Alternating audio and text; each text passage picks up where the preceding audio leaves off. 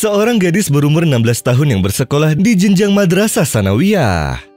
Kedua orang tuanya berasal dari kalangan orang yang baik. Dirinya telah menghafal Al-Quran dari semasa kecilnya, dan dia juga menghabiskan sebagian waktunya untuk menjalankan sholat, menghafal Quran, serta berzikir. Di sekolahnya, dia selalu mengajak temannya dengan ramah dan lembut untuk berdisiplin dan selalu taat kepada Allah. Dirinya tidak pernah mengusik ketenangan orang lain, dan di kelasnya ada salah satu temannya yang sering menyombongkan diri, dan orang tuanya berasal dari kalangan orang yang kaya dan terpandang.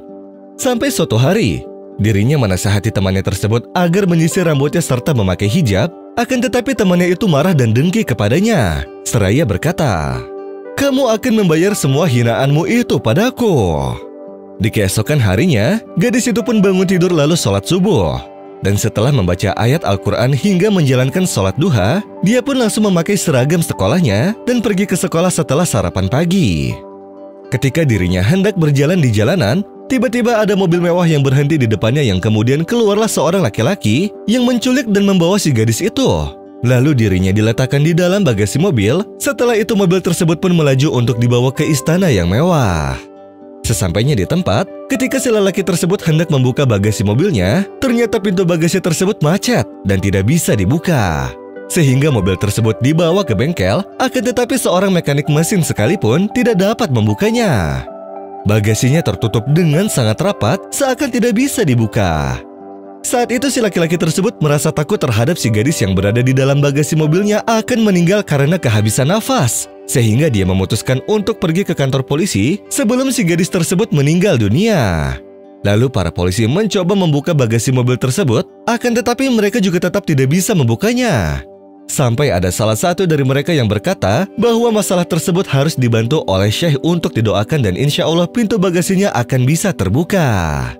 Setelah dipanggil, tak lama kemudian Syekh pun datang lalu didoakanlah mobil tersebut. Yang seketika itu, pintu bagasi mobil pun dapat terbuka. Kemudian keluarlah gadis tersebut dengan tenang, lalu sang Syekh pun bertanya padanya, "Apa yang engkau lakukan setelah laki-laki tersebut memasukkanmu dalam bagasi ini? Dan kenapa engkau begitu tenang di dalamnya?" Lalu gadis itu menjawab, "Aku membawa ayat kursi dan surat Al-Mu'awizat dan aku terus membacanya. Dan rasa ketenangan itu, alhamdulillah karena setiap hari aku selalu sholat subuh dan aku yakin akan hadis Rasulullah Shallallahu Alaihi Wasallam yang bersabda, barang siapa yang menjalankan sholat subuh, maka dia berada dalam jaminan Allah." Lalu sang Syekh pun berkata, "Engkau benar wahai putri, dan barang siapa yang selalu bersama Allah, maka Allah akan bersamanya." Lalu si laki-laki yang menculik sang gadis pun mengakui perbuatannya bahwa dia bekerja sebagai supir dari orang tua teman si gadis tersebut. Dia menginginkan gadis tersebut untuk dibawa olehnya, dan ketika temannya itu dianggap bersalah, lalu sang gadis pun mencabut tuduhannya serta memaafkannya. Teman si gadis pun menangis di depan gadis baik tersebut. Lalu si gadis baik pun mendoakannya agar temannya mendapatkan hidayah. ما يفتح الله للناس من رحمة فلا ممسك لها وما يمسك فلا مرسل له من بعده وهو العزيز الحكيم يا أيها الناس اذكروا نعمة الله عليكم هل من خالق غير الله يرزقكم من السماء والأرض لا إله إلا هو فأنى تؤفكون.